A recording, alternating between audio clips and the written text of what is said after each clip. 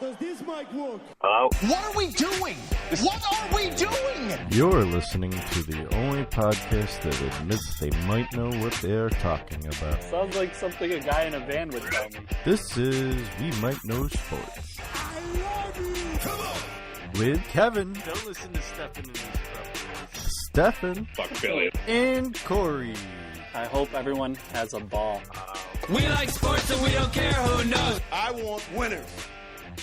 I want people that want to win. That's why we took the damn field. Now, if you want to crown them, then crown their ass.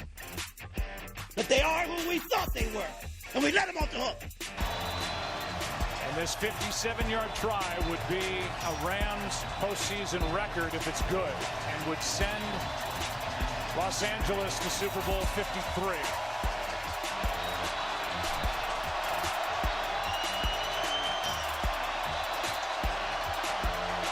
Bad snap. The kick is good. Rams win it and on to Super Bowl 53. New England tried to play action earlier. I can't see it here. This has to be a run. Second and goal. To Burkhead. Burkhead to the end zone. Hello, Super Bowl. New England is heading back again for the third straight year.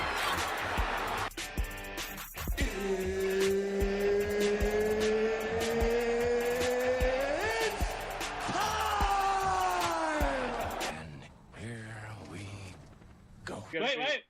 Trubisky sucks.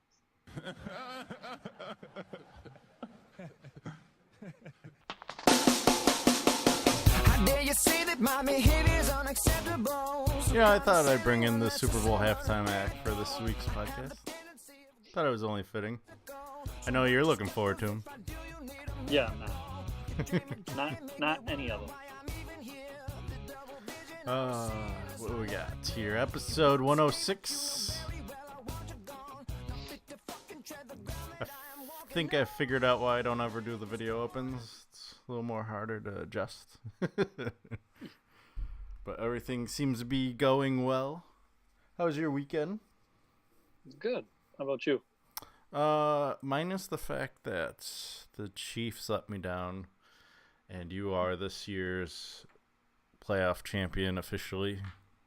And I still mathematically have a shot at finishing last place. Really? Yeah. Well, I mean, I'm not gonna give Steffan the idea, but if he picks the Rams and the Rams win, then it's tied. So then we go down on the tiebreaker where he would get 2 because he's got the Rams.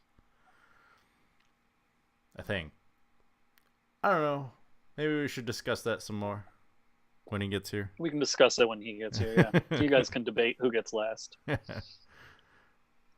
All I know is I put up a fight.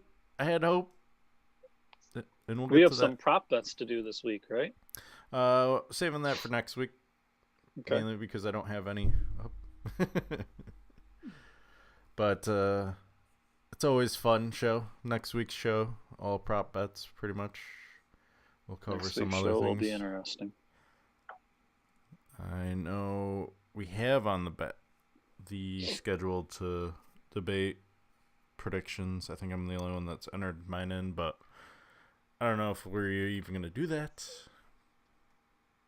But since Steffan's not here and we were so rudely interrupted last week, let's talk Game of Thrones. GOT. No, what can we talk that we normally don't talk with Steffan? Oh, this is us. We can do This Is Us. This is us. All right. This is us. Came back from their winter break on last Tuesday.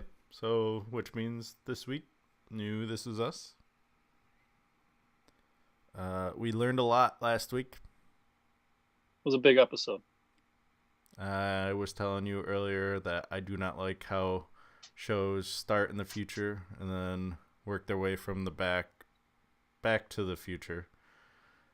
And The only what? the only thing I didn't like about it is when it was going, I'm like, wait, did I miss an episode? What is going on right now? Mm-hmm. That's what Shay's reaction was. She was like, When did he give her keys? I was like, they're doing that whole flashback, front forward thing. You'll see. Sure enough, that's what they did. And what does John Stamos have to do with anything? John Stamos. Man, John Stamos. Legend. We have discovered that Randall and his wife, after the season ended, well, mid-season finale, I guess they call it nowadays. When that happened, we were like, oh, he's getting divorced. Or that's how it looked. At least to me. Did you think they were getting divorced? Nah, it's Randall, and why can't I think of her name right now? Whatever her name is. Yeah. Nah, they're like the tightest couple in the show. I think they're tighter than Toby and Kate. Yeah. Well, spoiler alert. Also, in the end of the season, I believe you see Toby in a hospital bed. Someone I talk outside of the podcast about the show said that he wasn't wearing his wedding ring, so it's gonna be interesting. They're gonna wait until the very last episode, I think, to let us know what the hell they're doing to us. Oh. How do you feel about women just thinking collectibles have no value? Even Shay was mad at Kate. Yeah, anyone knows how much those are worth. I mean, anyone should know how much that is worth. How much she sell them for? $15? Yeah, and they're worth thousands. Mm-hmm. Oh, man. I'm trying to think of something that I have. Mine would be I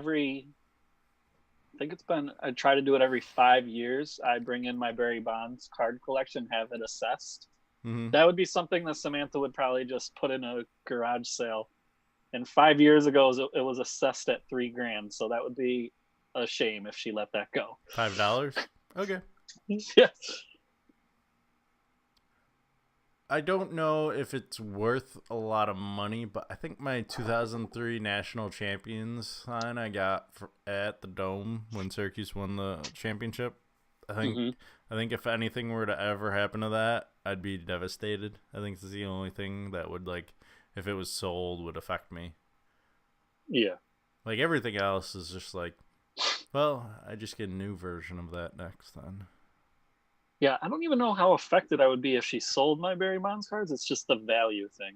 Yeah. As far as a collectible, I have this Eminem poster that I still have that she won't let me hang up, so it sits in my closet. But I would be devastated if it's like rotting away in my closet. I'll be pretty bummed. Yeah. I'm lucky that Shay is kind of up and up with the knowledge of how much things are worth. Like, I feel like she would never, like, let's see here, the Xbox 360, let's just throw that out. She probably would overprice it. She would probably try and get $200, which is what I originally paid for it. It's like, hey. But other than that, I don't know if there is anything. No, I can't think of anything. Like, I sold my CD collection, and I was surprised how much I got, because CDs really don't hold any value anymore. It's albums now. Yeah. Which I never understand. That's my thing. Why are we going back to the sound of record players? I don't know. Now everyone's admitting that they have the clearest sound. Yeah. We all knew that. Why'd we go away from it? But they don't, because you hear the needle. The crackling, yeah. All right. So, let's see here. Kevin did not break up with his girlfriend. Or they broke up, but... I mean, you think they did when it starts. Mm-hmm. Then they don't. Then they don't. I just want him to find his uncle or whatever. Let's get on with that story. I'm hoping that's like the way they previewed it. I don't know if it's happening this week or it's going to be the second half of the season. That's what I was confused about that trailer. So you see them outside his trailer, but you don't know if they actually go in. So, And my other storyline that they brought in before the break that I don't like, that I don't care to see it, is why does Randall's daughter have to be a lesbian or thinking about it? What does that do for the show? maybe it's one of those long plays. I just don't like. Granted, I get like This Is Us is trying to be all inclusive, and there's really not a gay character. Mm-hmm. So I get that could be the reasoning for it, which it probably is the reasoning for it. Yeah. But I have nothing against the gay people, but I just don't get that storyline in particular. I don't get the point of that story. Maybe it's one of those long payoffs. Could be. I think it might be. I think it's going to have something to do with... Well, she's the one we get to see in the later. She's the one that's working at that adoption agency. You know what? I feel like it's starting to not pay off. I feel like the sight into the future, maybe it has something to do with that sight that we're going to see into the future. Yeah. Who knows? Maybe she ends up with this is gonna sound kind of gross now. Kate's daughter or whatever. Who knows? No. Thinking, I'm reaching now. Like I've never really even thought of like, oh, what about? It's not really in my forefront, I guess. I haven't personally thought about it. I just don't. Now that I see what they're doing with Randall's character, I just feel like that is such a side story and really has no meaning to the show.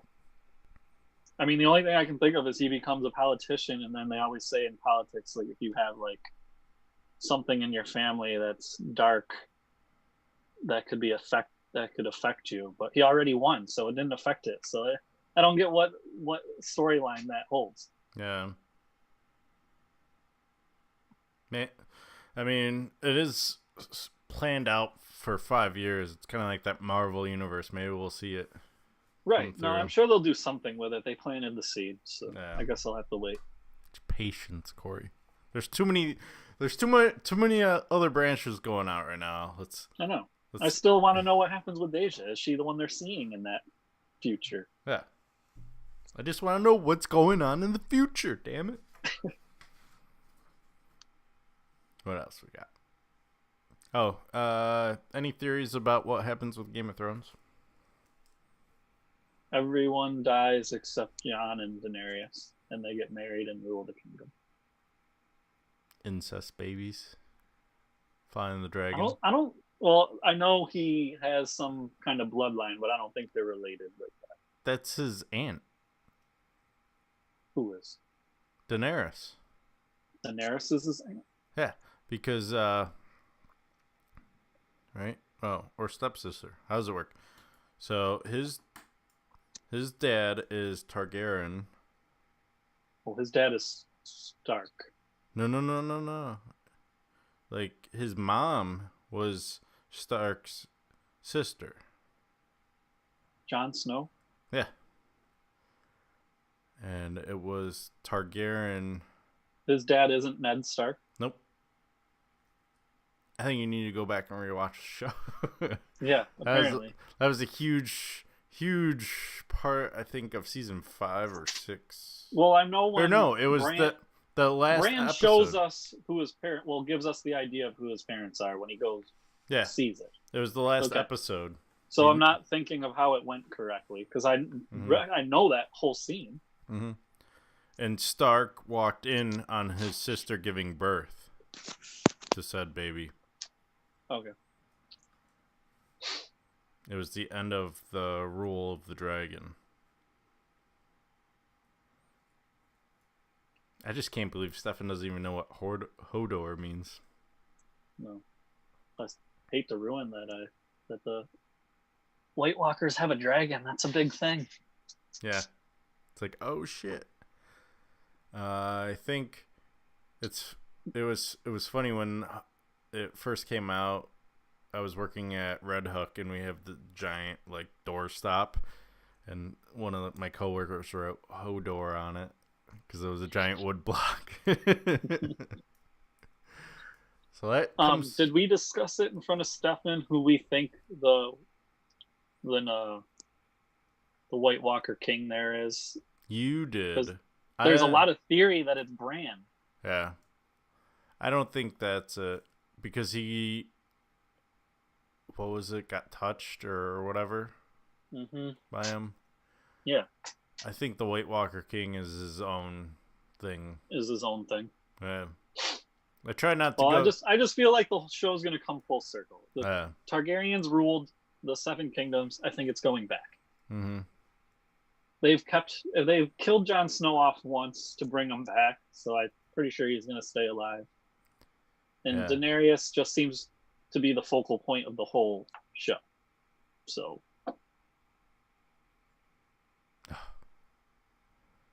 Was that April I mean, 14th? you can argue the Stark family as a whole is the focal point, but Yeah, I gotta start I got through season 1. I'm halfway through season 2, so I gotta keep watching. you're trying to catch up. I should probably do the same. Not even just catch up. It's a lot more is making sense the second time. Like, I tried rewatching it before to get to the next season, but now that this is the last season, it's like my swan song. I don't ever plan to rewatch the whole series again, so mainly because I don't know if I'm gonna have that much time to dedicate it in the future. There's too much other. Like, I also want to do what I did with Marvel last year and rewatch all the Marvel movies. Now that I have my big screen. I gotta watch Infinity War again before the end game comes out. Yeah. We might have to do another bracket. An updated bracket. Who won our first one? Avengers won, right? But not Infinity War. No, because Infinity War hadn't come out. Right. Have you seen Black Panther yet? Yeah, I went to the theater and saw that one. All right, so you had seen it. I hadn't yet.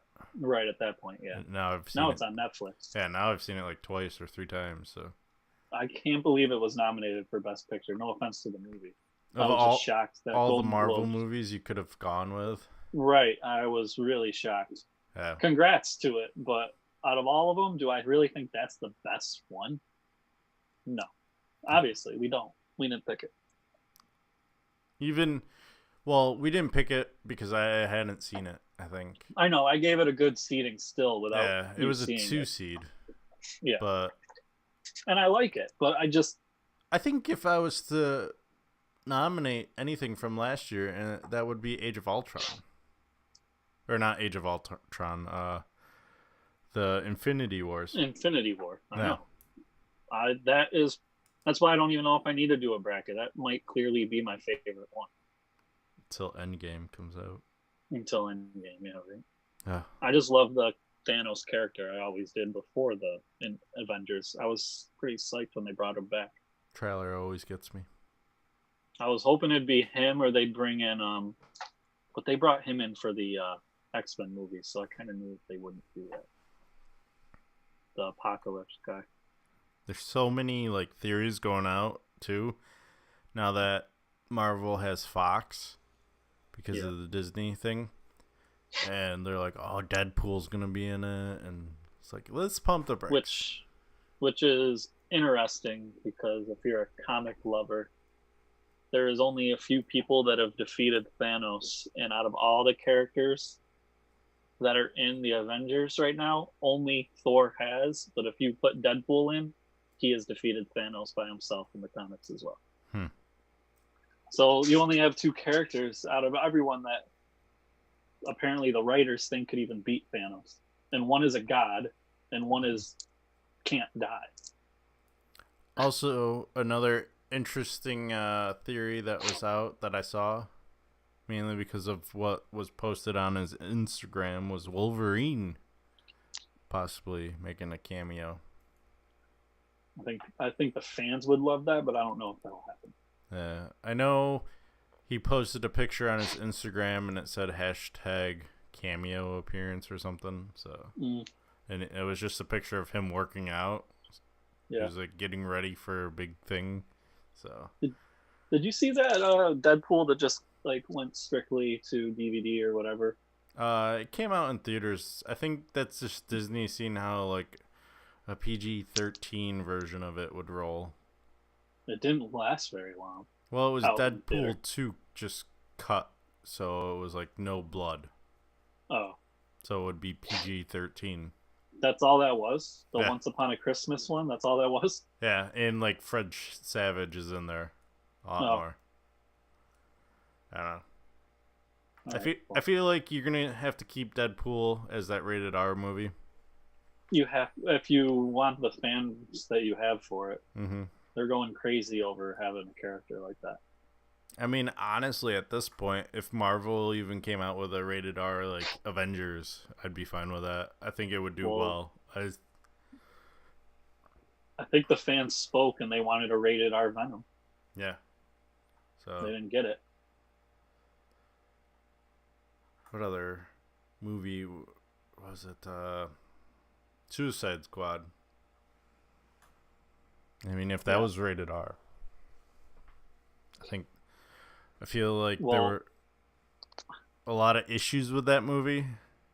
I didn't mind it, but I also didn't see... My issue is the way they promoted that movie to what it really was. Yeah. I watched They made it seem... Sorry. Go ahead. Keep going. No. I was just going to say they made it seem in the way they were talking in the media that the Joker was going to be a focal point and a main character. Mm-hmm. And then when you watch the movie, it's not at all the case of the movie. Yeah. I feel that like that really tricked the fans, and they were playing off of people's love for that character. They also particular, like spoiled the movie in the trailer.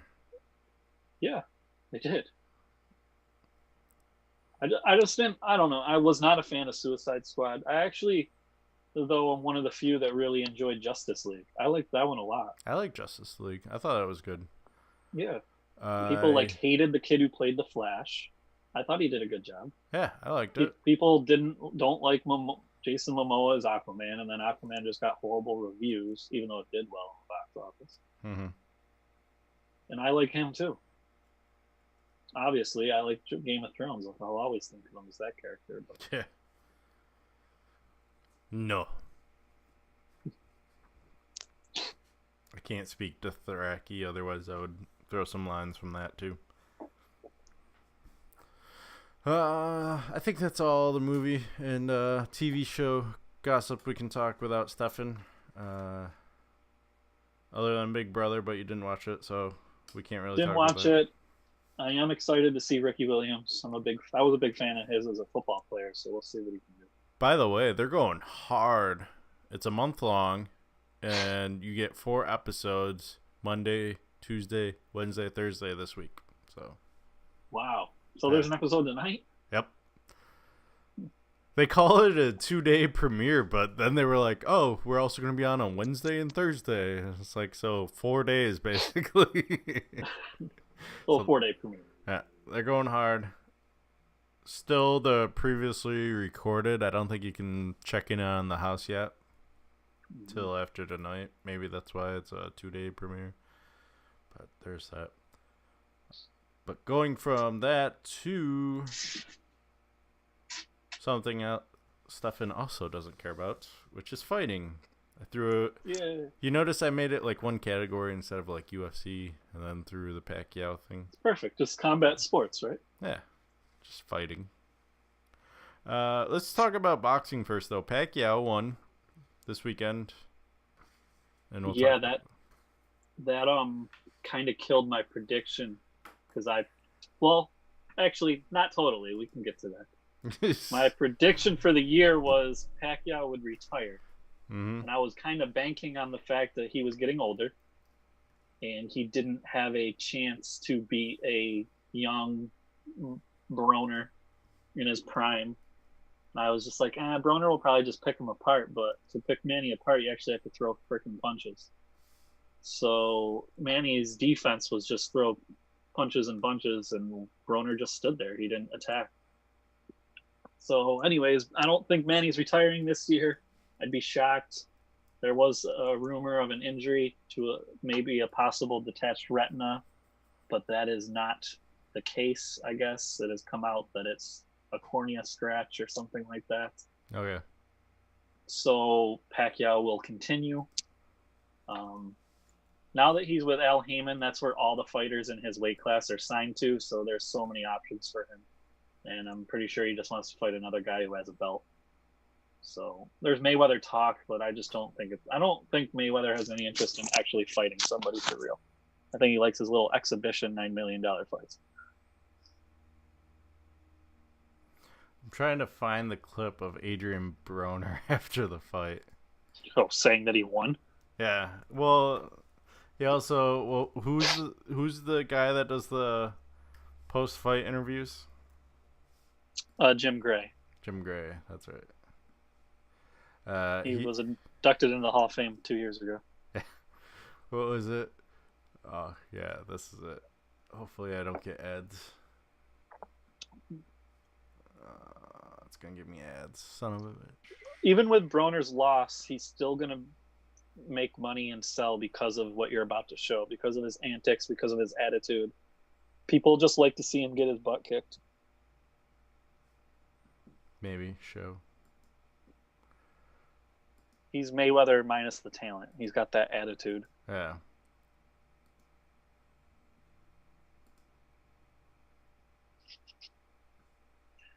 Adrian? Yeah, bring your motherfucking ass over here. I got a lot to say. We're going to conduct this professionally or we're not going to have an interview. You make the decision.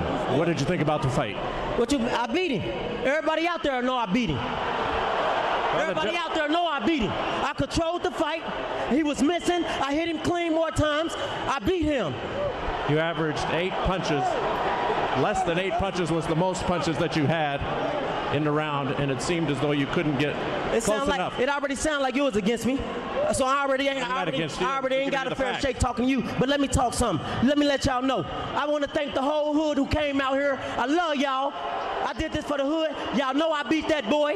Y'all know I beat that boy. What they trying to do is they trying to get that money again with Pacquiao and Floyd. But it's cool. I ain't worrying about it. I'm still that nigga, man. I'm on top. Cincinnati, stand up. West Side, 2-5. You're 3-3-1 in your last 7 fights. What will you do next? Hey, I'm 3-3-1 in my last 7, but I'll be 7-0 against you. Well, that wouldn't mean much. That's the end of this interview. Good luck to you in the future. Adrian?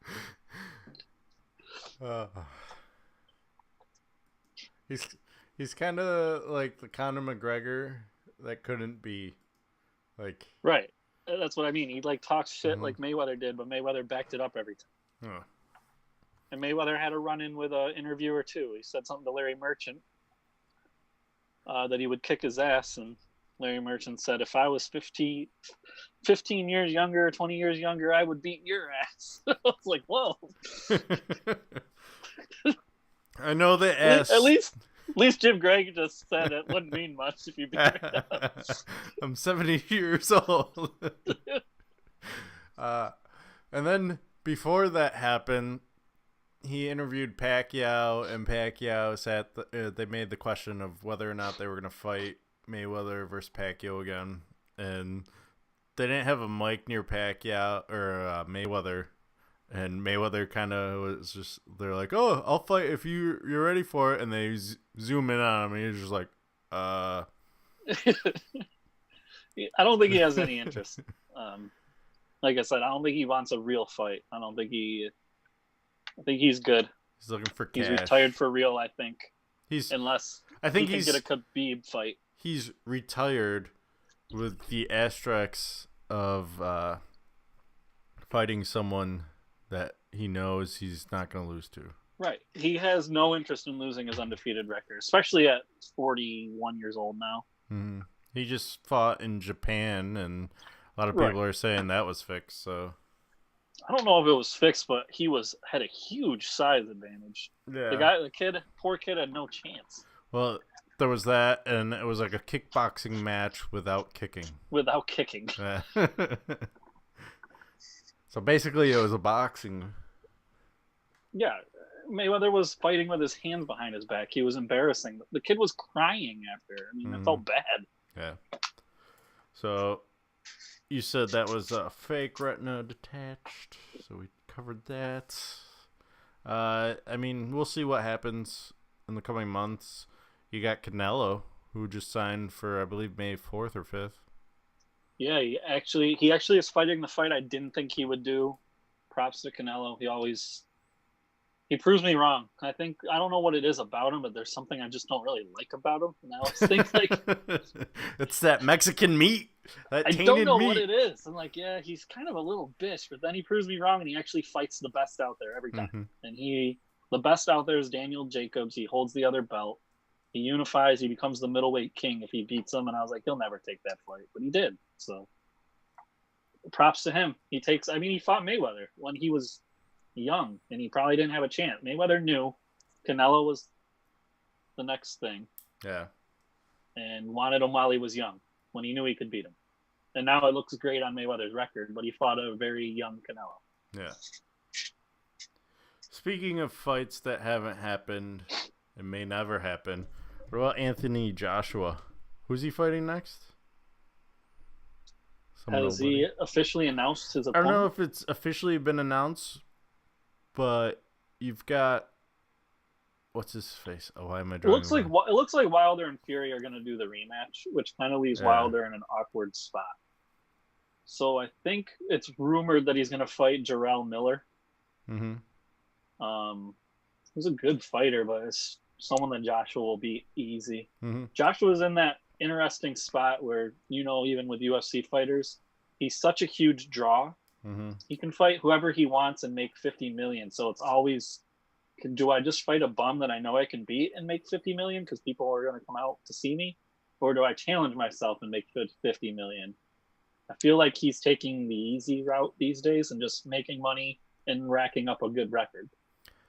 I mean, and then one of the podcasts I listened to was saying that it also has something to do with his promoter.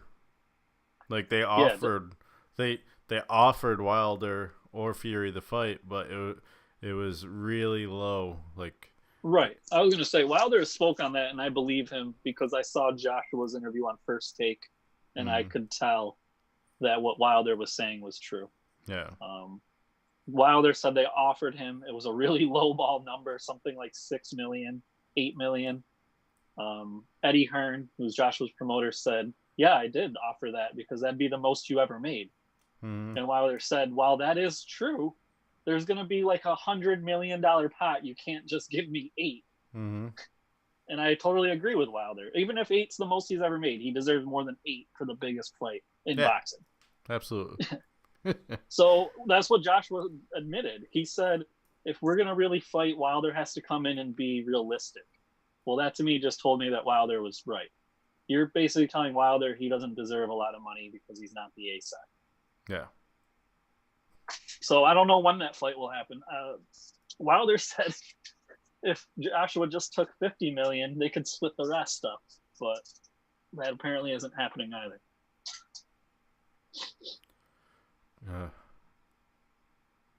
I thought UFC was complicated. Now it seems like before we even talk about the first ESPN Plus card, it seems like I don't know what is going on in the UFC, but all these cards seem so much better than what we've been seeing the last year and a half now. So totally agreed. I'm so happy with ESPN and UFC right now. Mm-hmm. And it's not even just like it's ESPN thing, it's the pay-per-views too. We're only getting 12, so I'm guessing that may have had something to do with it. Maybe the fact that they were trying to do like 14 a year, maybe reducing it helps. Well, I'll be real curious what those Broner Pacquiao numbers are for pay-per-view. I really think pay-per-view is dying out. I think Canelo called it. He was smart to sign the DAZN and just fight on a stream. Pay-per-view's done. Yeah. I think if the UFC is smart, they already have UFC Fight Pass, which is fine. But if you do something like the WWE does with their pay-per-views, which is... What do they do? I don't know anything about wrestling. So they have their own like UFC Fight Pass style thing, except it's WWE.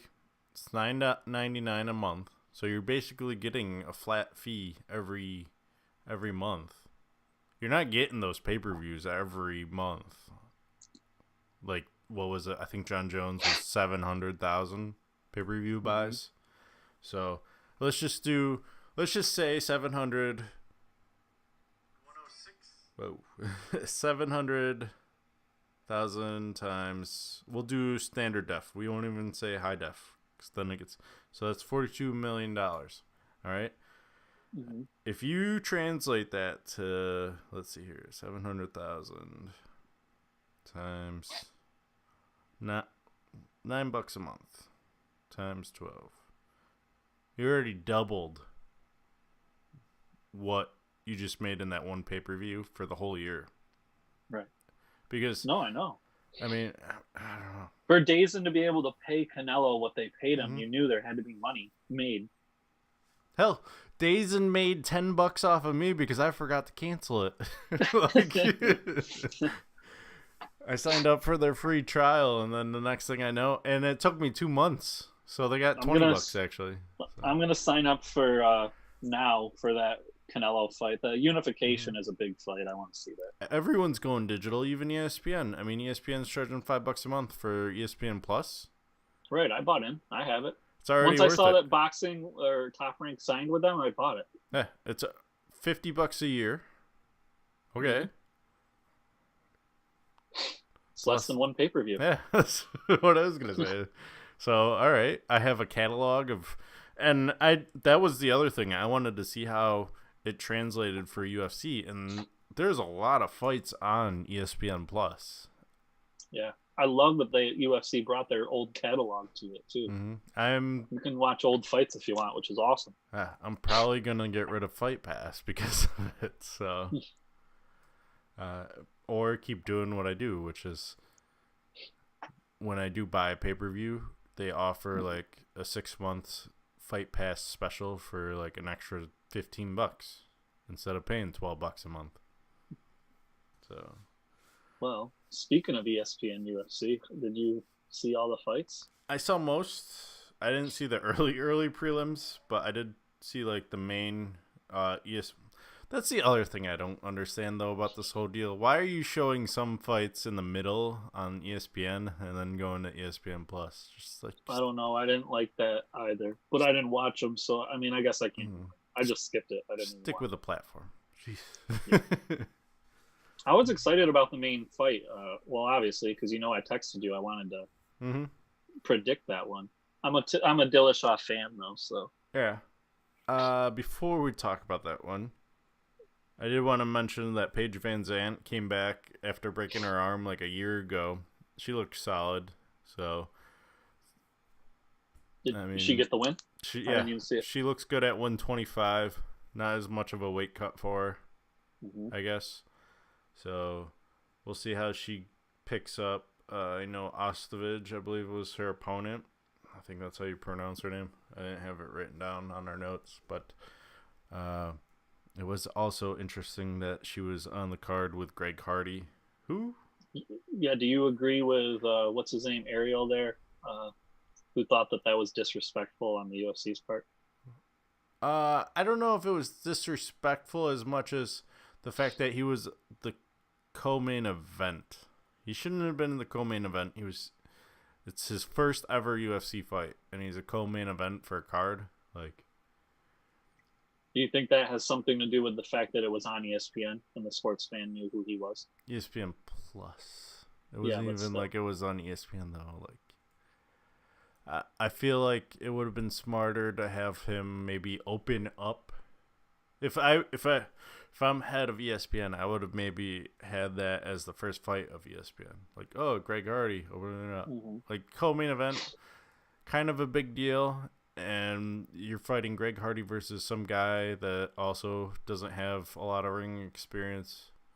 It's not and you put it higher than Donald Cerrone, who has the most wins on UFC ever.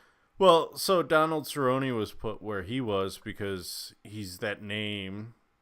And it was the last fight on ESPN, which is the fight that's supposed to draw people over to the next portion of the fight. So it makes sense there. That's why I said Hardy should be like the front half of that ESPN. But needless to say, his inexperience came out, and he quite easily to see got disqualified for an illegal knee to a down opponent. Like, it wasn't even... Yeah. He was saying that he thought he was coming up, and he didn't end up coming up, and it was too late to retract the knee. But, I mean, if you listen to any experienced fighter, they're saying there's no way you throw that knee, like, if you've been experienced. Do you think that Greg Hardy's debut was a disaster, then?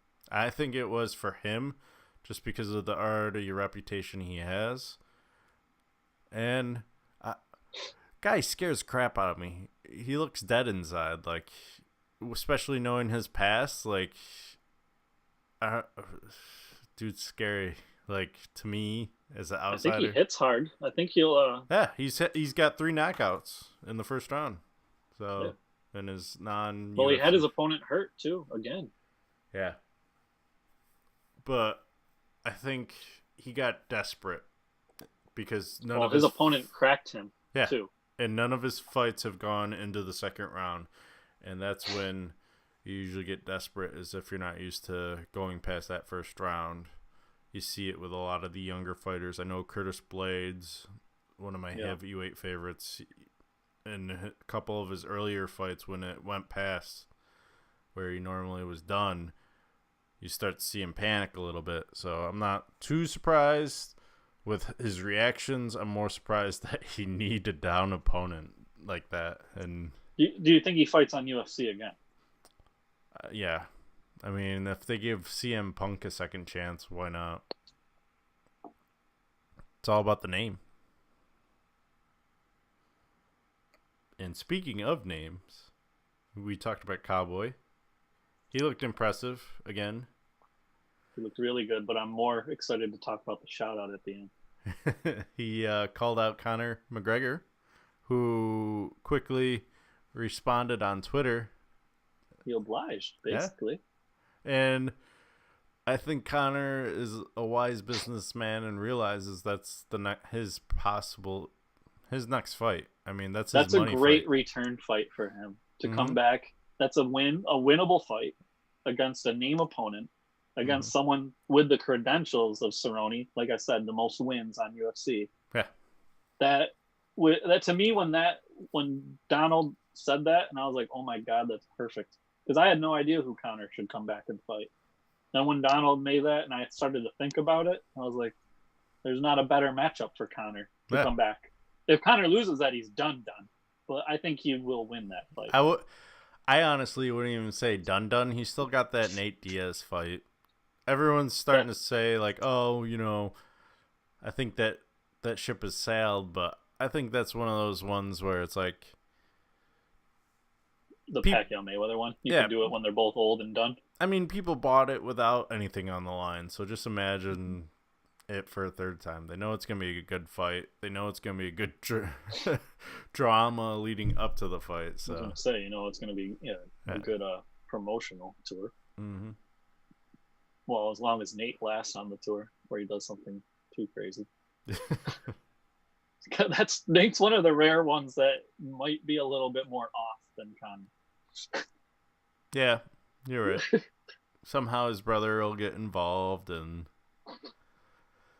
when Nate says he doesn't give a fuck or give a shit, he's serious. Yeah.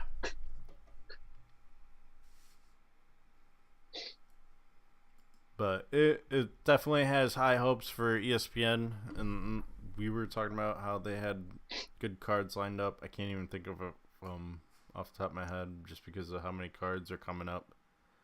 It was like a nice couple of weeks off, but now it's just like coming full force.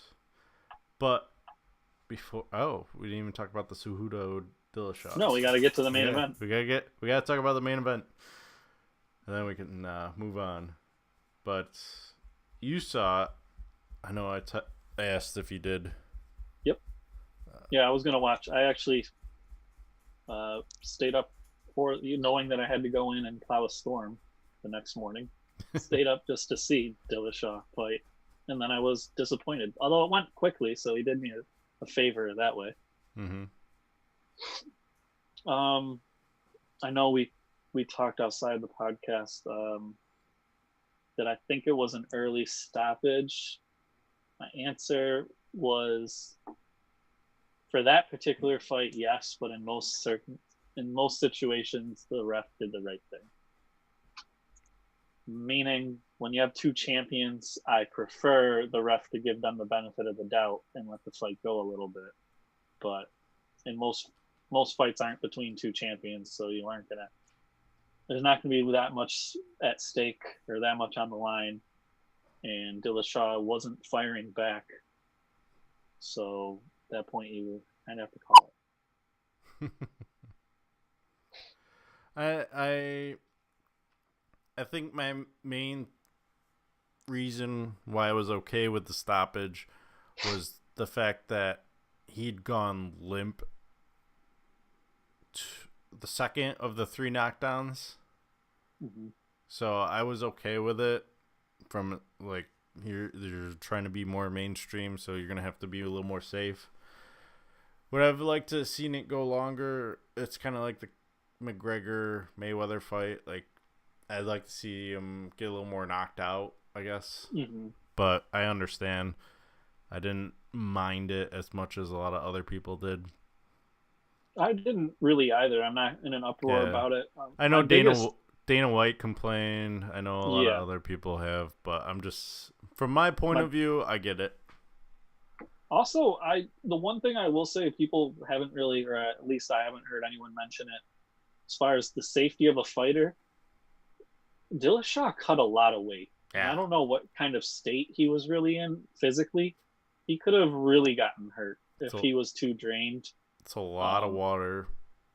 Yeah, Dillashaw was talking rematch, and that's kudos to him, but I would love to see a rematch at his weight class, not making him cut down like he had to. Cejudo wants 135, Dillashaw wants 125, so it all comes down to what the UFC wants, but they do want to see it.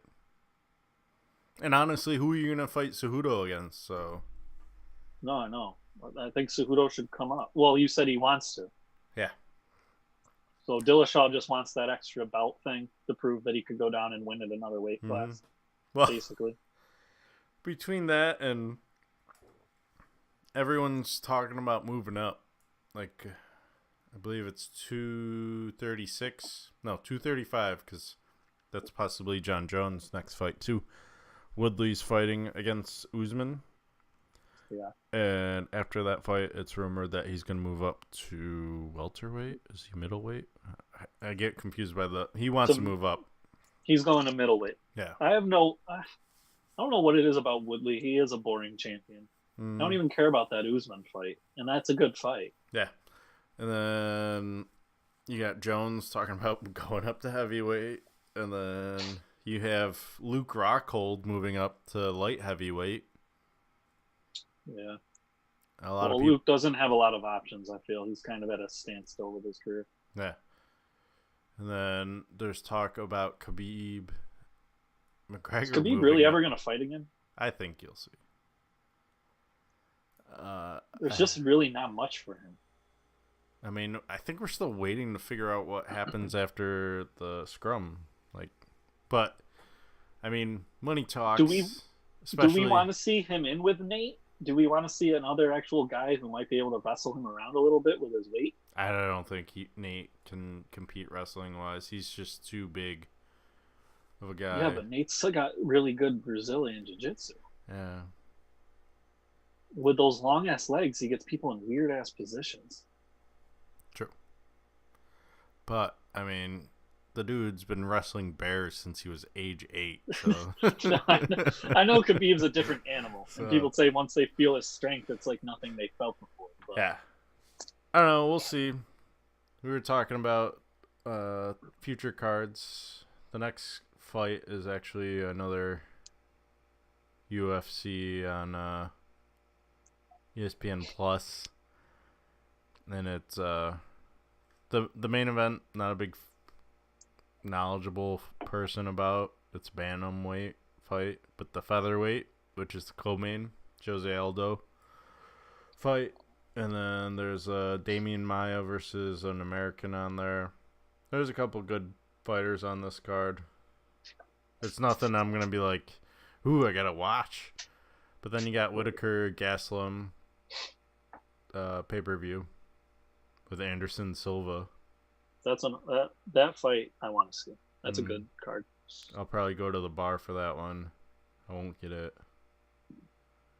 And then you got Vasquez versus Ngannou on the 17th.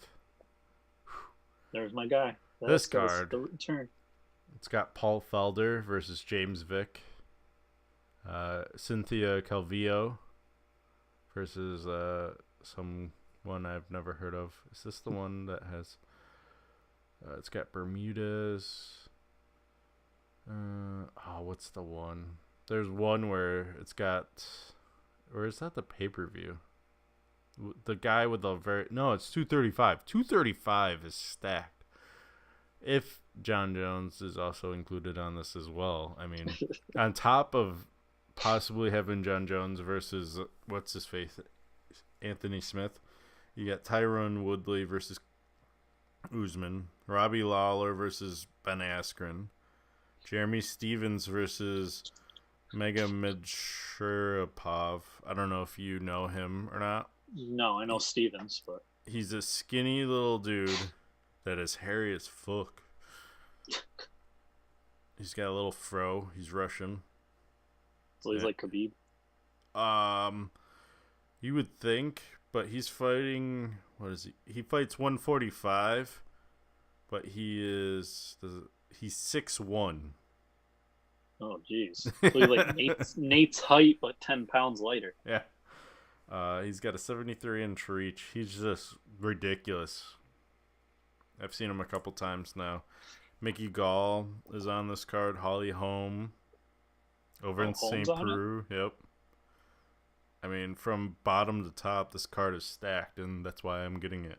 Because I don't want to have to sit at the bar for 6 hours. There's a lot of names on that one. Yeah. And that's just February. Right. February to March. So there's more that has been announced. I know Paige Van Zandt said she wanted to be on the ESPN card, the Ngannou, because she didn't get touched a lot. So we'll see. But other than that, I don't have anything else for fighting. Did you? No. All right. No. Well, let's jump into college basketball since we don't have a ETA on Steffan yet. So, did you like what I did to your name though on the UFC fantasy sheet? I made it gold. Oh yeah, gold. Yeah. I know we're putting little stars next to the names that the people that won. Well, so my idea is the fact that you are the current title holder. So the gold is the current. Yeah. The star is how many times you've won. Yep. Okay. It's kind of like the new belt. Also, what's your feelings on the new belt? Oh, I liked it. You liked it? Yeah. The only thing I don't like the middle of the belt, the shape. I think I kind of like the old middle. Yeah. I like the idea behind what they added, or the new middle. I just don't like how they made it like an octagon. I don't know. Something just doesn't. You don't seem like right. that the octagon is the octagon? Yeah. Like the old belt wasn't anything special either, but I mean, I don't know. I just maybe add some of those touches to the old belt. I don't know. Whatever. Who am I to say? I don't know anything about UFC apparently because I didn't win fantasy last year. But I did win fantasy basketball, at least regular season. Yeah, and you're on your way again, more handedly this year. Yeah. This week was a little interesting. We had Michigan State, Nebraska play. Michigan State ended up winning 70-64, which gave me and Steffan and ESPN correct. Yep. It was a hard week. I'm not gonna lie. 3-2 was my final. So was Steffan. So Steffan gained a game on you, Corey, because you went 2-3. Right. Kentucky, Auburn. Kentucky won by 2. So obviously a lot closer than ESPN had said at 69.2. Did you watch any of that? Yeah, I watched that game. Yeah. Is that in our notes? No. Just Syracuse and North Carolina. Kentucky's hot. That's the only reason I went with them. Yeah. They're on a streak right now. I mean, that's why I picked them again next week. They're so hot. I had to include them in my top 25. We have TCU, Kansas State. Kansas State ended up winning 65-55. To me, that was kind of an easy game, but Steffan I knew would bite on it because he's got some hard on for TCU. I think he's got a hard on for Jamie Dixon.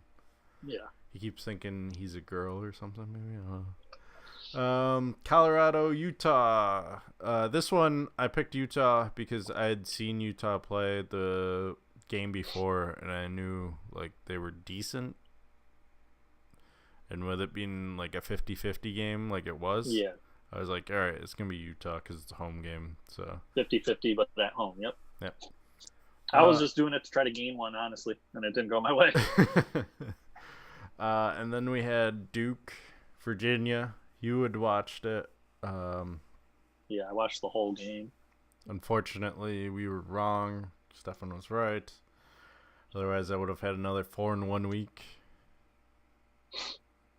And Steffan would have had a 2-3 week, and you would have gained another game on him. Instead, he's climbing back. My big game was I really thought Nebraska had a chance, but I don't know.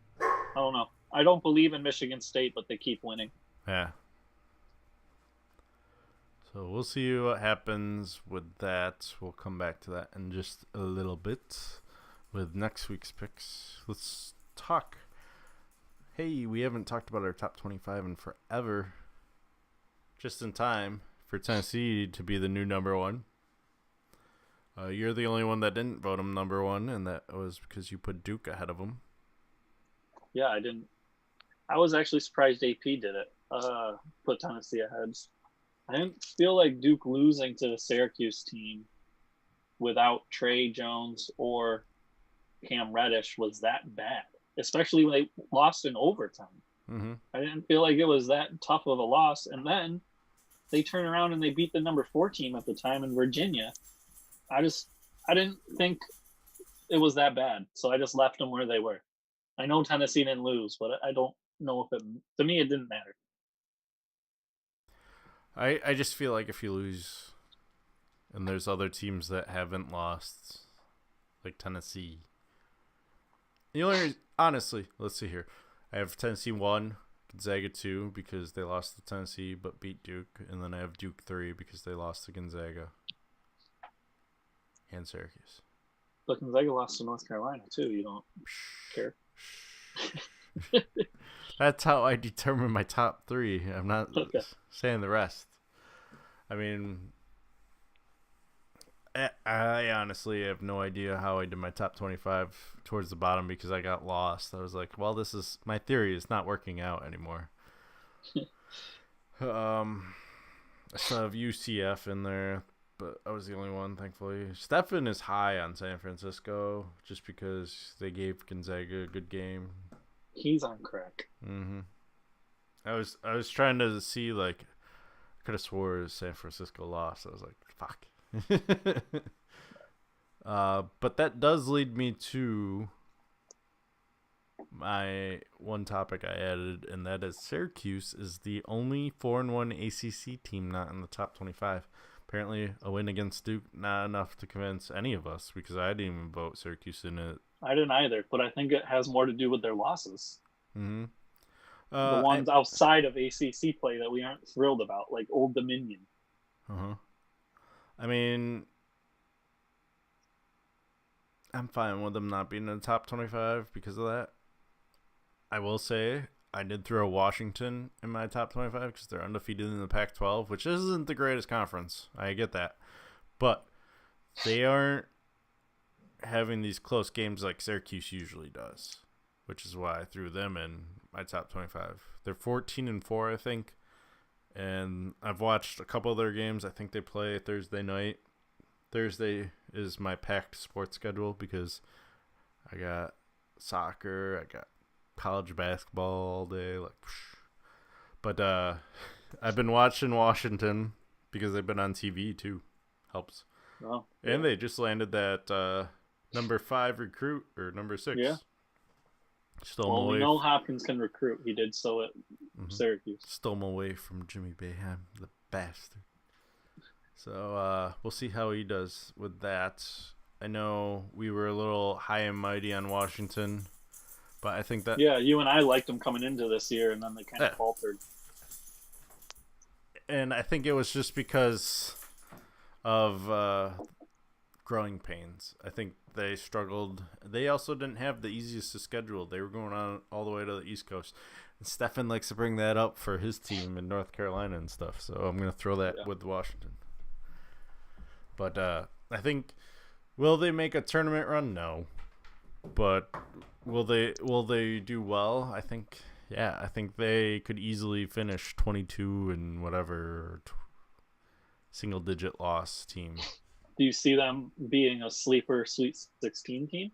Winning 2 games? I mean, it also depends on where they fall in the bracket. In the bracket, right. I mean, if they're a 3 or 4 seed, possibly, but they could also be that 3 or 4 seed that gets upset too. So it also depends on how they do in their tournament, I think.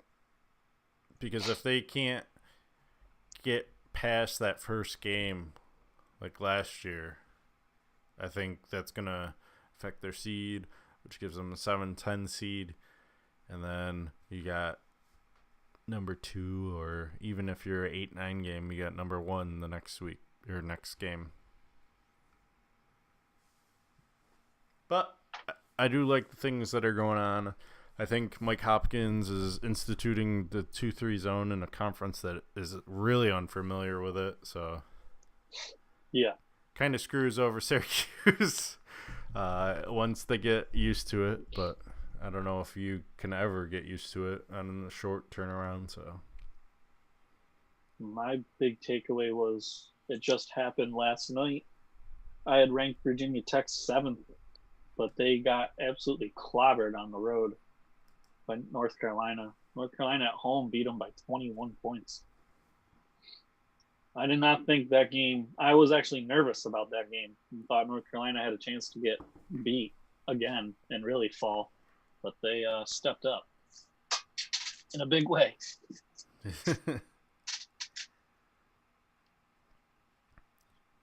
I mean, I can't figure North Carolina out. Yeah,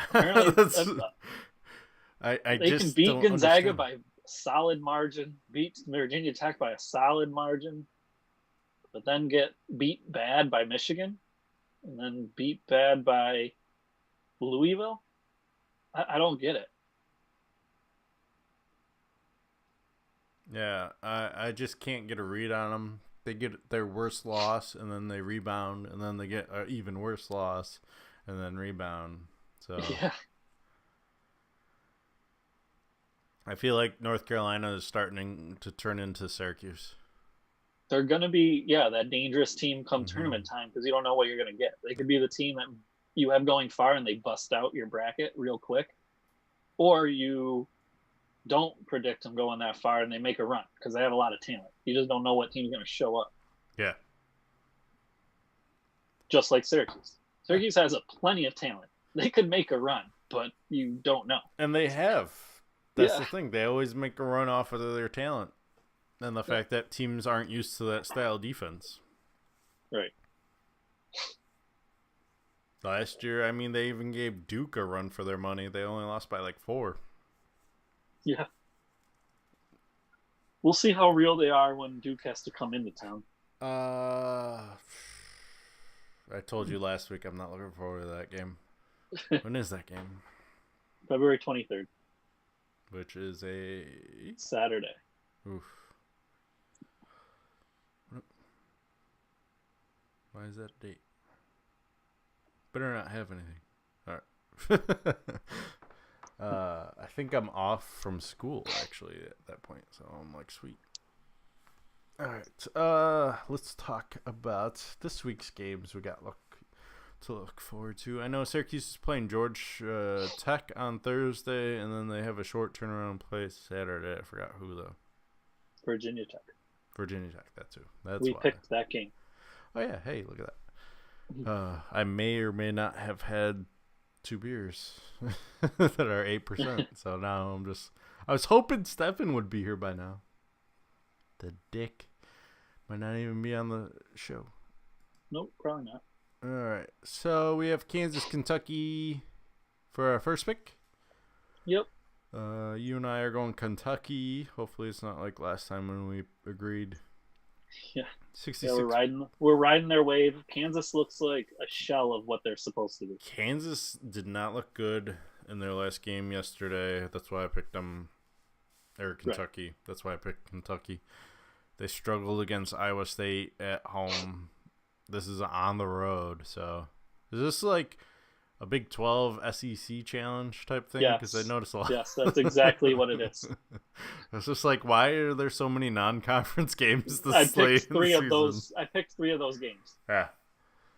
The other one I picked was Auburn, Mississippi State, but none of us took Mississippi State. I wanted to just because of that, but I couldn't.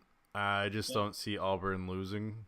I don't really either, and I'm okay with if we all get a game this week. It doesn't matter. Then the other one would be Iowa State, Ole Miss. Iowa State's favored. You went with ESPN. Ole Miss is at home, and it's a fairly close percentage, so I went with Ole Miss. The other one, I talked about my distaste for Michigan State. Mm-hmm. It's in Iowa.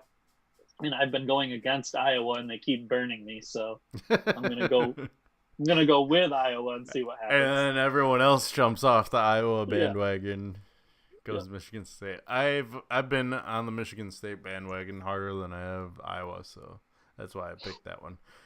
And then save the best for last. The best for last because Cory is the only one going with Syracuse this week. I don't even have faith in Syracuse. I want them to stamp 2 big road wins so Steffan has to shut up. Yeah. And Syracuse is in. That's pretty much all they have to do is get another big road win like this, and they're in. Mm-hmm. It's all about because I don't think they're just going to absolutely fall apart. So they just need another big-time win. They get it. It's sealed. My thing is right now we're looking at a 4-1 in the ACC Syracuse team versus Virginia Tech, who's now 4-2 after last night's loss. It's a home game, but that doesn't mean anything to Syracuse because Syracuse is 3-0 on the road. It was very hard for me to take Virginia Tech, but I took them because I feel like this is one of those losses where it's not a bad loss, and I know they need a loss. They're going to lose at some point in the future. With that being said, it was also convinced by Virginia Tech's 3-point shooting. So I think that's what it's going to come down to. I think Virginia Tech's going to come in motivated after last night's loss. And I definitely see, especially it being a home game for Virginia Tech, them shooting very well from 3-point land, which is very hard for Syracuse to compete with. So unless Buddy Boeheim comes off the bench and makes 7 from 10 or whatever, like I just don't know. I will say Syracuse does stand a very good chance of out-rebounding Virginia Tech, which has been their crutch all year. Syracuse has a big size advantage. Yeah. So if those threes aren't raining like I'm feeling like they're going to be, just because Syracuse hasn't faced an opponent that's shot well lately. So I feel like they're due. They'll lose this one and then win against Duke at home. All right, and let's talk about the other elephant in the room. Buzz Williams seems to have Boeheim's number. Yeah, when he was with Marquette. Even those Marquette teams that weren't that good, they beat Boeheim. I don't know why, but they did. Mm-hmm. So, I mean, it is what it is. Oh, man. you really stuck the dagger to me this week with the picks because I was just like, if you gain a game on me because of this game, I'm going to be mad at myself more than anything. I don't know if that'll be the reason I gain one. Well, it's 1 of 3, I think. I think the only way I really could is I don't even know if I will, because I'm thinking that you'll be right with Michigan State, and I'm really hoping Ole Miss comes through to negate that. Yeah. And then we have Kentucky, and I think you'll gain probably on the Virginia Tech. So we'll see. We'll see. Let's not count our chickens before they hatch. With that, what do we want to do? We got NFL. Did we talk about my question of the week? Let's talk about my question of the week before Steffan gets up. We have, what is more essential for Super Bowl Sunday, chips or beer? And I had 2 votes for chips. I'm hoping for a 100% question, and Cory, +1, ruined my hopes and dreams. Beer taking home an impressive 88%. I think most lopsided victory for question of the week. Which leads to this week's question. I guess I've never been to a Super Bowl party without either. Yeah, I guess. I mean, unless you're a psycho, we wouldn't have either. Which leads me to this week's question, which is, should the Monday after the Super Bowl be a national holiday? A lot of people, especially on the East Coast, have an issue with waking up early the next day. I say, hey, why don't you frickin' not drink so hard Super Bowl Sunday unless your team's in it? Then you should take the day off. Call in sick. I don't care. So you're a no. Yeah. Hard no. Also, I think I put yes already. Side note, for those on the West Coast, I don't want to hear it. The game starts at 3:30 in the afternoon. If you're not sober by the end of the game enough to make it home in time to be in bed by 10 o'clock, that's on you. That's 7 hours of drinking you have. Yeah, West Coasters don't have much of an argument. Yeah. Although, to be fair, it does usually end at like 8, I guess, after everything. Yeah, the ceremony and everything. Yeah. Yeah, well, how do you think we feel? Ends at 11. Wow. Currently, we have 11 of votes. This is pretty close. We have 11 votes already? Yeah. Wow. That's what happens when I share it. I've talked to people, and they're like, yeah, I don't listen to your podcast, but your questions, they're pretty fun because it's just like, oh, I click on it, and then I move on in my timeline. That's why I keep doing it every week. Hoping I can get someone to bite. Let's see here. We are at 55-45%.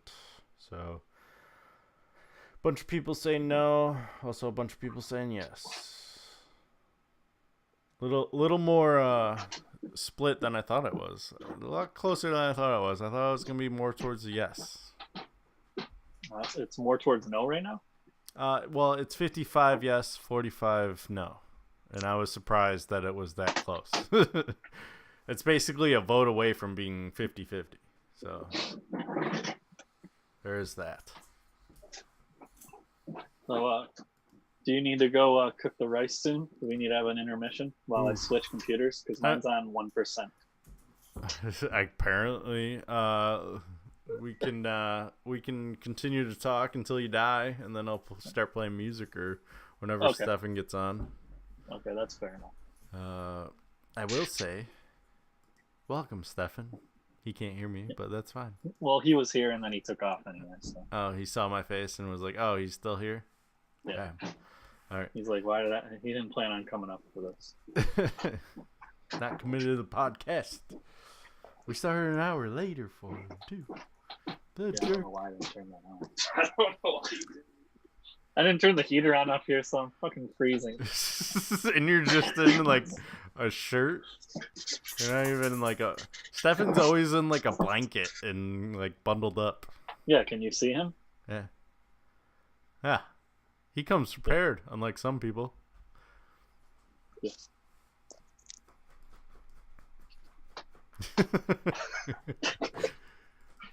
Just take him out of the picture. Just not worth it. Hope we don't have more than 43% to talk about. Definitely not. But I know we have more than 1% to talk about.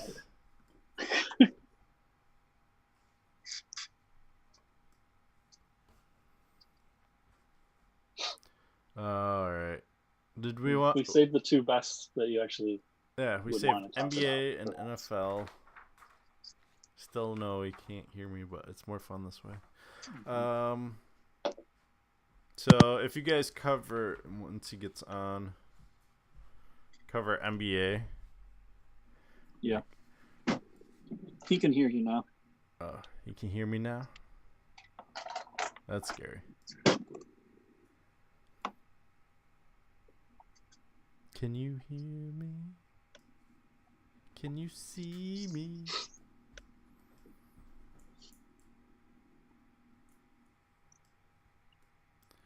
What is taking you so long, Steffan?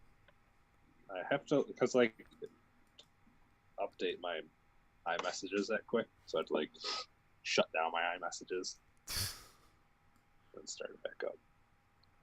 All right, I'm in. How do I know who you took for the Super Bowl? Oh, whoa. He is fully in. She said. Never heard that before. All right. Well. With that. What a start. With that, we have Steffan back. You could go back. Let's see here. Let's catch Steffan up. Let's see here. We talked Game of Thrones still. We also spoke about... Yeah, so if you don't want any spoilers, don't watch this podcast. I don't plan on it. What else did we watch or talk about? Yeah. It was basically a lot of movie talk. We talked about the Oscars. We talked about how Gonzaga sucks. I talked about how it was kind of surprising that the Black Panther was nominated for Best Film out of all the Marvel movies. Was it really that good? I never saw it, so I don't know. You even have Netflix. It's super disappointing. He only has it on The Office. I'm not into Marvel like that. Like, I like Marvel, but... Yeah, but you're not in love with it? No. Give me a good horror movie. He doesn't say yes to the dress. Or a horror movie. Or a horrible movie? Or a horror movie. Or a horrible TV show. I don't watch any horrible TV shows. Horrible Horror Horse 3. It's a good film. And we're picking up in the NBA. You can skip the top subject until I come back. Oh, you want to talk about that one? Oh, we're talking about the top subject. Yeah, we'll talk about it when I come back. The NBA top one? Yeah. Yeah. I can only guess what it is. Well, it's hard for us to talk about it because it's his own thing. Oh. Yeah. That was something else. No, it's President Victor. But you guys can talk about how Jason Tatum wore some new futuristic self-lacing sneakers that I want to buy. I have no idea what you just said. We're talking about Jason Tatum's sneakers first. Oh. I want to buy them. Jason Tatum, new futuristic kicks, self-lacing. Kind of like Back to the Futures. Uh-huh. They're called the Hyper Adapt BBs. They're going for $350. A little pricey, but they said they are willing to drop the price if there's a good outcome, good sales. They come out February 17th to all stores for those people who may want them. Just threw it in there because I thought it was pretty cool that we're finally getting that kind of technology. They had actually come up with a shoe. Have you seen them like in action? I haven't seen them in action, but I've seen the shoe online. And it actually like looks cool. It doesn't look clunky and ugly. The originals, which weren't Jason Tatum, there was no name attached. They actually came up with a hybrid. Their first prototype was $750. Jeez. And they knew that they were unreasonable, and most people, unless you were rich, were going to buy them. But they're trying to sell these to more the everyday market. So, what do you think? Yay or nay on the self-lacing shoes? I mean, I gotta see how they actually work. I don't know if I even actually show. I'll try to watch the Nike ad itself. Okay. Steffan is watching the ad. Jason Tatum. What? Control your phone? Yeah, there's a battery in the bottom. You can have an app to do it. Jason Tatum said he was mostly focused on that they were an actual basketball shoe and they had comfort and they were reasonable for wearing on the court.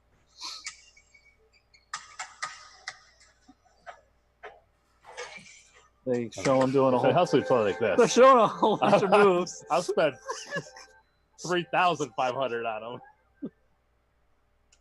They look cool. Yeah, if I can do that. Right there. Jump You out gotta of be the sold. You gotta be sold.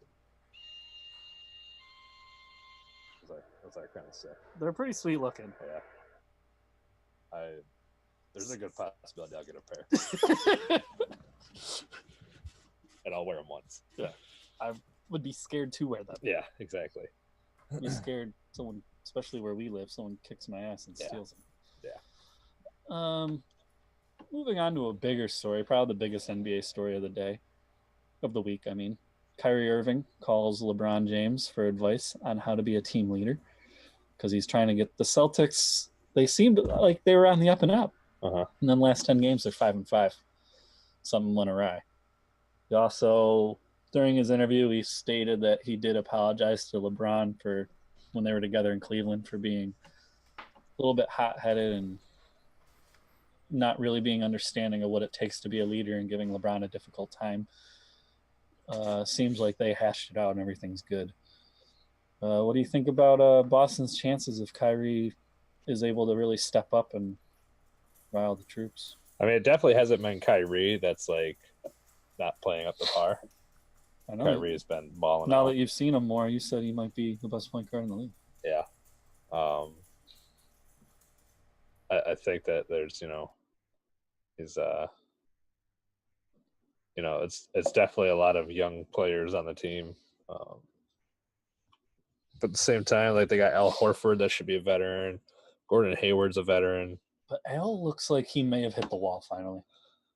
But like he's still has that that veteran. But he great. still has that veteran presence. No, I know, but he's just not playing that well. Like last year, he was really good. So like there should really be no reason why they can't rally in the younger players. You follow Boston more. What's the word? Like who isn't getting along with who? What's the problem? I haven't really heard.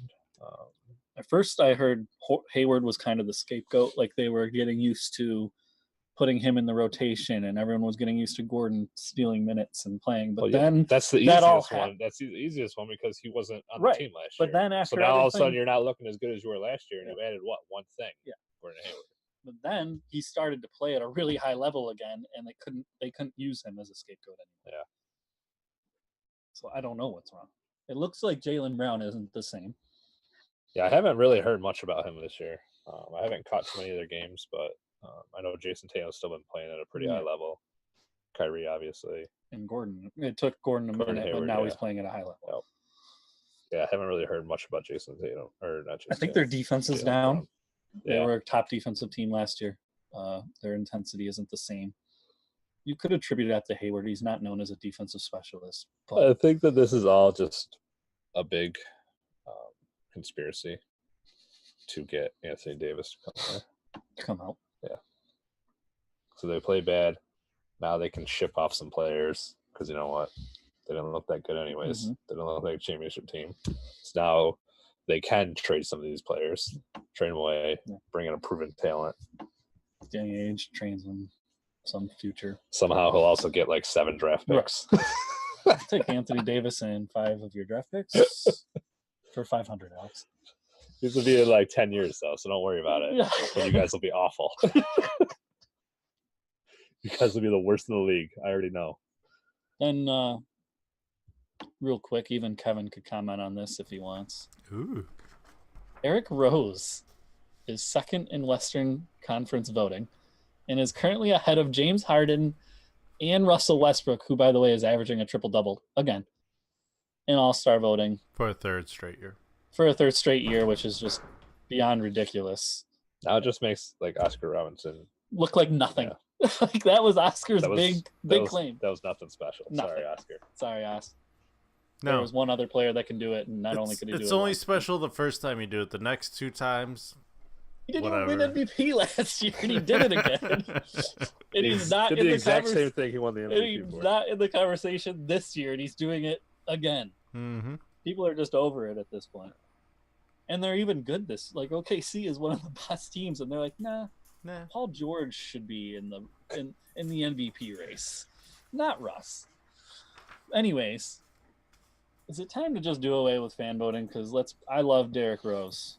There's no reason for him to be ahead of James Harden, who's on some monstrous scoring tear that we haven't seen since Michael Jordan.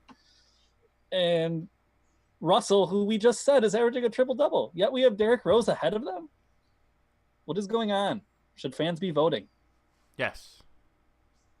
Because who watches the All-Star game? The fans. Well, the fans watch everything. What does the All-Star game have? Are the fans going to watch it less if they don't get to vote? I know, they watch other games. Are fans going to watch it? That the fans always voted for the All-Star game? I feel like fans are going to drive the sport. But, I mean, with or without the vote, it's not going to change the viewership, I guess, necessarily. Isn't there somebody, what is it, a baseball? Does it's a popularity contest, basically. Where they, like, basically get to, like, vote in, like, one person or something like that? No, baseball votes everyone, too. Everyone also? Yeah. Where there's something where, like... I think All-Star games are just stupid. The only thing I'm not mad at that I liked last year, and you agreed with me, is... they draft teams now, so it's intermixed. Yeah. So, I mean, Derrick Rose getting in isn't such a big deal. It won't, like, ruin the West Coast team because it's not West versus East. Right. Yeah. You know his ass is getting picked. And you know why he has such a high vote count is because they mentioned his fan base in China for whatever reason. He never even played over in China or anything. Is ridiculously high.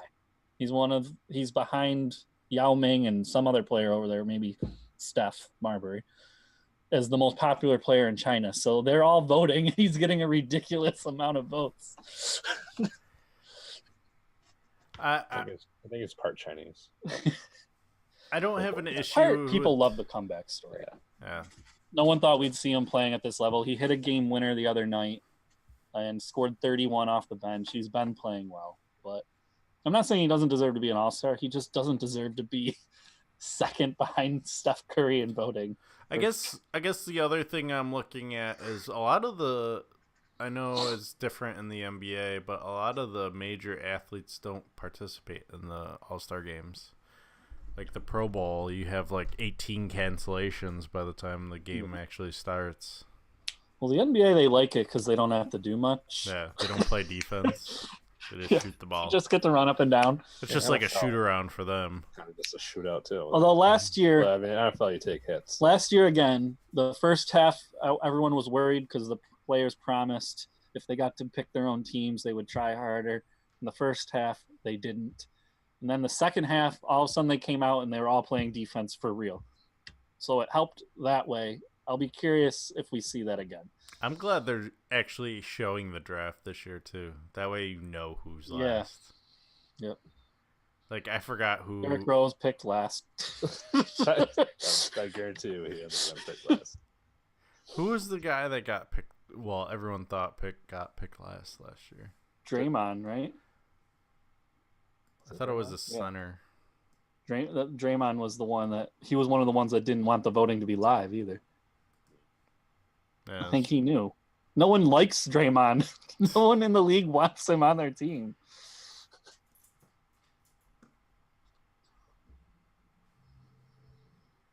All right, Kevin. All right. So I talked to Cory about this, and you were busy, Steffan. So I included my super secret Power 5 for the week. I figured it'd be more interesting if I stirred up some emotions. Actually, this week, kind of tame Power 5. But this is my top 5 teams in the NBA right now that are playing. It doesn't matter their record. It doesn't matter like where they are seated in the standings. Except this week, I'm gonna admit, you sound like a god awful Power 5. I thought about. Doesn't matter if we're the last place team in the league.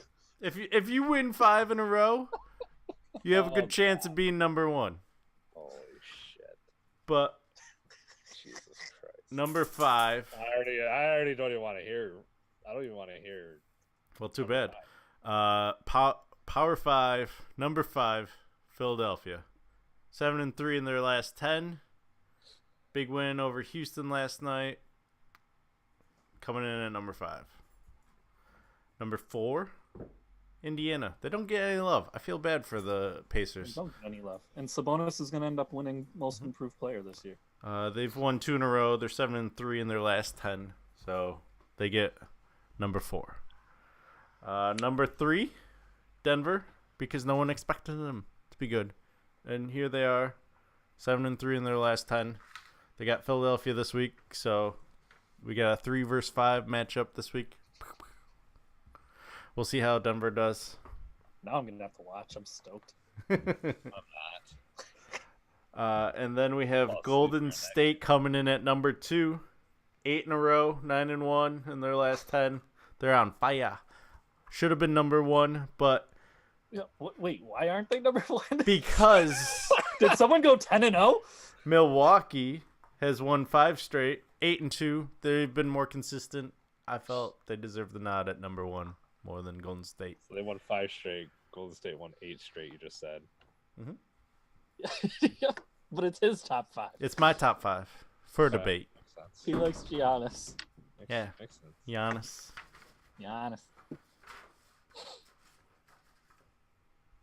Also, I kind of threw it together last minute. No kidding. But I thought Milwaukee deserved number 1. Hey, now you know how we felt with your top 5s. Just saying. My top 5s were much better. Were they? Yeah. It's debatable. Some. Not all. Mine were meant to be satirical. I like that Kevin's trying to implement himself into the NBA talk. I'm not going to hate on it. A for effort. Yeah. I mean, I'll be honest. I can't even really argue it because I haven't paid that much attention to the NBA, so I can't even be like, no. Have you even watched sports this year? Not really. I watched the GOAT play Sunday. I was going to say, so Sunday, February 3rd, there's this big game called the Super Bowl. You know, you might want to check that one out. Might watch it. There's the Eagles and Patriots again. I already told my dad about it because he actually was watching the games this weekend or had them on, so I knew he wasn't going to buy it. I don't think it's going to go anyway. Samantha watched the games with me. Did she? Yeah. I was like, I didn't even say anything because I didn't want the moment to end. Yeah. We're going to even point out, do you realize you're watching football right now? Was she like actually paying attention? Yeah, she was actually just sitting there. Well, she could have been in her mind like somewhere else, but her eyes were focusing on this. See, what you should do is you should double check. Try it. Well, we might be able to because the game I think she watched was the Patriots, so we could just say the Patriots Eagles. I'm gonna try to pull it off of my mom and Samantha. Well, your mom will. We have to like make sure they're like out of the room, then we have to like get it all like Yeah, going. no, that's gonna be hard. It's gonna be hard, but I think we got it on us. it's funny. We're gonna start it. What time's the Super Bowl? Like 6 o'clock or something? 6:30. 6:30. So we have to convince them that it starts at 6. We'll just do it for like a half hour. Yeah, we'll just do it for like 10, 15 minutes. And then be like, okay, that was funny. Yeah, because totally 10 to 15 minutes and then no commercials. Like, yeah, right. Catch out eventually. Oh, the Eagles are gonna do it again. The problem is that I think sometimes during the game they'll be like, "Oh, this is the Eagles' chance to win their first Super Bowl." Like that might ruin it. So you might want to double actually check. Watch it. I haven't even watched it since I bought it. So. Yeah, we know you don't watch sports. We got it, dude.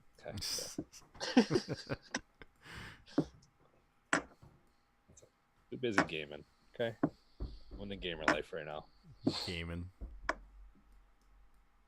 Trying to become a pro at Black Ops. Quit my nursing job.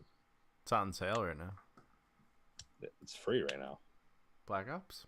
Yeah. On what? It's free. It's free for like a week. At least on PS4 it's free. I think it's on all. You can't have a job and be a professional gamer. You can. Your job is gaming. Dude, I do it. Dude, I saw. I'm basically professional. I've seen someone do it. I know someone who did it. I've seen what it takes. I'm basically a professional. Are you? Yeah. I get dub on dub on dub. That's it. I only got 3 dubs. You and the Warriors both.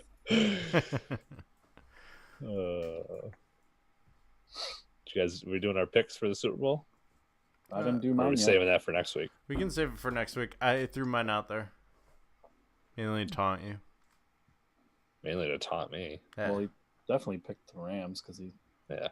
Because he's all about LA. Yeah, he's all about LA. Oh, yeah. One of the LA teams is going to win.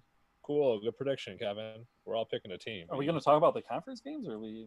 Nah, fuck. No big deal. Nothing major happened. There was no They controversies. just weren't the 2 most exciting conference games ever. Saints. Both overtimes. Saints should have won again. Yeah, and the Chiefs should have won too. Mm-hmm. Should have been the 2 small. Why should the Chiefs have It won? should have been the.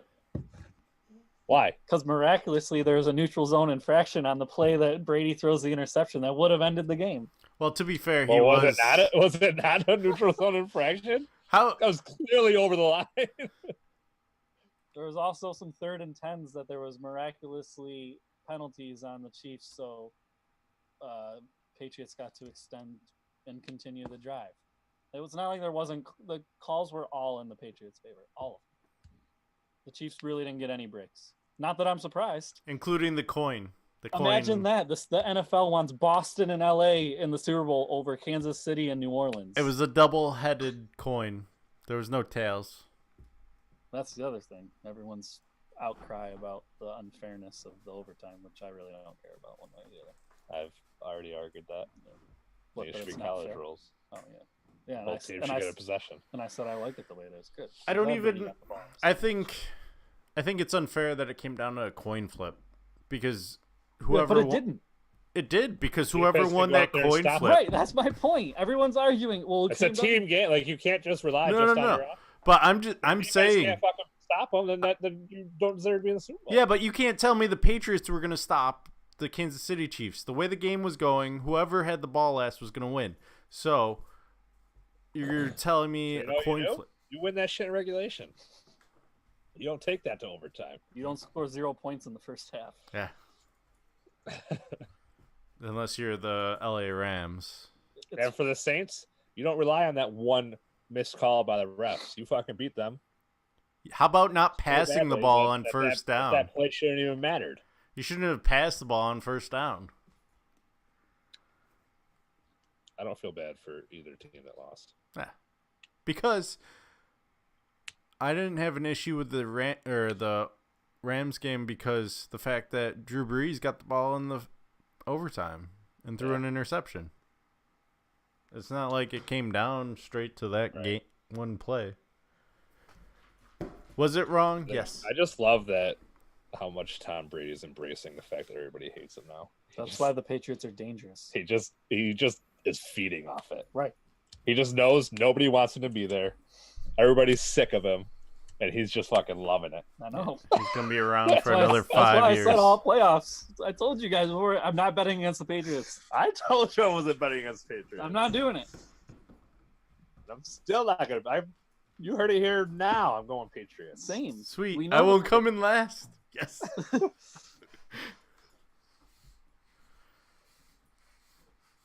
I'm betting against. Never in football have we seen the best player and the best coach on the same team. It's not fair. That's why you have 9 times this duo has made it to the Super Bowl.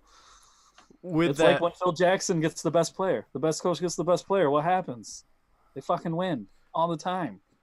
You want to know something funny, though, is that whenever the Patriots face the same team again in the Super Bowl, they haven't come out successful. They played the Giants they didn't beat twice. The Giants either time. Yeah, and then they lost to the Eagles the second time last year. So this is the second time they're playing the Rams. The Rams. Mm-hmm. So you like the odds? No, obviously not. If I'm picking Patriots. Oh, you are? Yeah. Oh. Never bet against Tom Brady. Oh, you're saying the second time they've met him in the Super Bowl? Yeah. Mm-hmm. I thought you meant like in the same season. No. Okay. So I was confused for a minute. Yeah, sorry. But going back to 2001. Yeah. All the way back.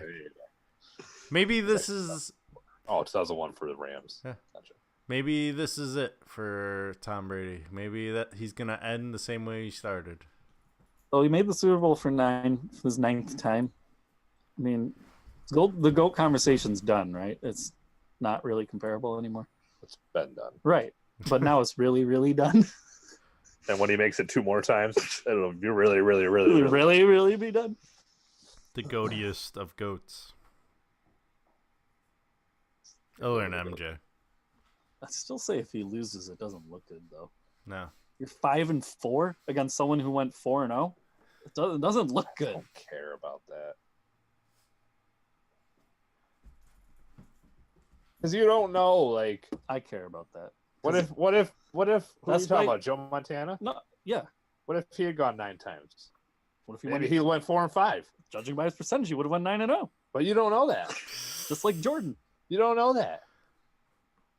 Why couldn't he get there 9 times? I don't know. That's the bigger question. I'm not arguing that who's the GOAT. But you are arguing. All right.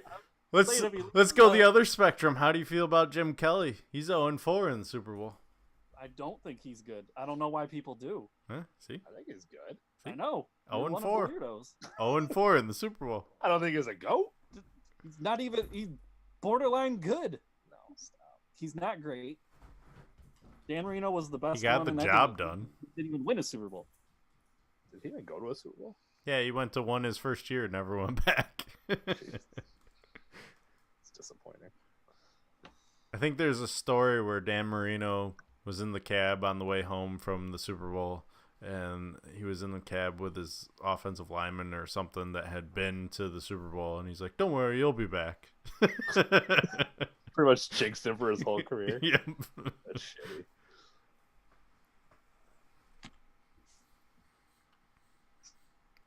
That's the same thing we go with the Jordan and LeBron debate. There's no. It's the same thing. What else we got to talk about? I can't get it. I don't have the energy for this. I'm not going down that road. It's a dark road. How about? Well, that one's less. I don't even have beer to tame myself. Taint yourself. Taint myself. Kansas City fired their defensive coordinator today. That was interesting news after the loss. Isn't that the guy everyone was high on? Cincinnati still got to keep waiting. Make their hire. Hopefully this doesn't turn into Indianapolis Colts situation. Well, they aren't allowed to officially announce McVay's barista until the Rams are done playing, right? Yeah. Exactly. All right. What else we got to talk about here? That was it. Yeah, we saved it all for you, the NFL goodness, and you just kind of didn't want to talk about it. What was the text line question? Was there one? Text line question. Oh! That was for you, actually. I forgot about that. That's why I kept skipping it. Let me look it up. I always love a good text line question. Yeah, I don't know if you're going to appreciate this one. It was specifically for me. Wow. Yeah. It said, next time you talk to Steffan, you should ask him what happened to him earlier in men's rec game. I don't play in any men's rec games, so I don't know. I think this is the wrong number. Then this was from our college football expert, Joe. I know who it's from. Yeah, I know. Part-time referee, part-time college football expert, part-time. He then did ask after last week's podcast, because I forgot to ask you last week. That's why I wrote it down.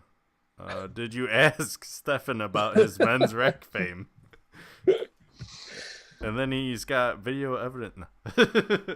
Oh, no, I know that for a fact he does not have. He's trying to say that I got dunked on. I did not get dunked on. He said posterized. I did not even try to go up and block this guy. I saw him going for the dunk. I quickly got out of the way. There was no me being dunked on.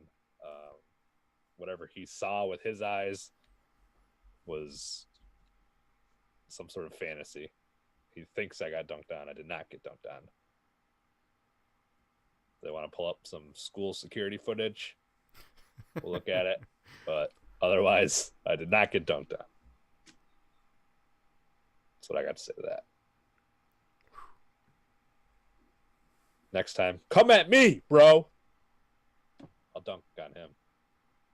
Well, he is short, so it's possible. I know. That's what I'm going to do it. All right. Anything else? What did we do for our pick'ems this week? What do you mean? Are we doing this Auburn game where we all picked it? Yeah. Okay. One game's not too bad. All right. Unless you had another game. I just usually Corey had a bunch on the. Didn't have replacements this week. Corey letting us down. How dare you? About to lose that job. That's fine. I will relinquish that job. No, I'm perfectly happy with you doing it. No takers. We got unlimited minutes now. Yeah. Perfect. Just this one meeting. All right. That's it. That's it. Who's finished watching You on Netflix? You? What's You? Seen it yet? No, I just finished watching Friends from College. Is that a show or it's a show? Yeah, it's got. Yesterday, I watched the Fire Festival documentary. Which one? There's two of them. Ja Rule had some words to say about it. Yeah. That's how I know about it. Which one? There was two of them. There was one on Hulu and one on Netflix. I watched the Hulu one because the Netflix one is done by the Fuck Jerry Media Group, so I know that was going to be skewed in a different light. They had they invested in the Fire Festival, so they were definitely trying to cover their butts. The other one is just done by Hulu. I don't know the person behind it, what his affiliation to the festival was, or if there is one at all. I don't even know who did. I just like how they were so savage at their release that left Ja Rule. They left him alone. Basically, they didn't even get an interview. But Billy McFarland sat down and interviewed and everything for him. So it made it interesting. He was the guy who ran the biggest scam and is serving 6 years in prison for being a con artist. So.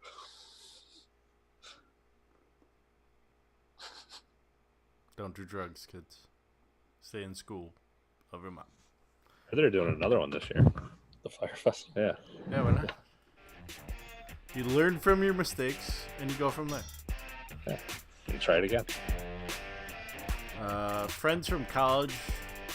It's got Michael Key in it and Kobe Smulders.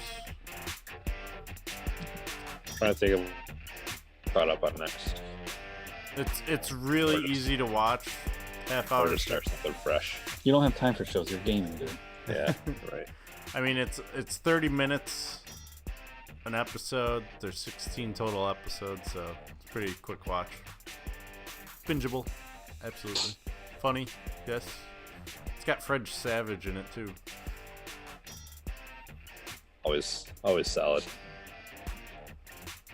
That's what I watched this weekend, other than football and basketball. Other than that, I got nothing else. Good place to end. A-Town. Usually, like, I don't know. It's always cool. Should I end this like I did last week? Yeah, just abruptly. Close it. Yeah, why not? Anyway, always cool until next week. Steffan will be your hosting maybe on Tuesday. Should be. You can't end abruptly this week because Kevin has some questions he has to ask you afterwards. Do it? Yeah, unless you guys already talked about doing brackets and stuff. Oh no! All right, cool. All right. Until next week, where we have our special prop bet episode. That's always fun. This time we're actually keeping track. All right. Later. Fair enough. Fair enough. I'll win this one. I got to win NFL everything this year. I'm sweeping this shit. Taking the 3-peat. Stealing one.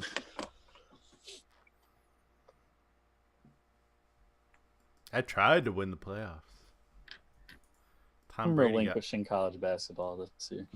I've been trying to win everything, and it has not. I don't think I'll win one college basketball thing because I don't have a read on any team like I did last year.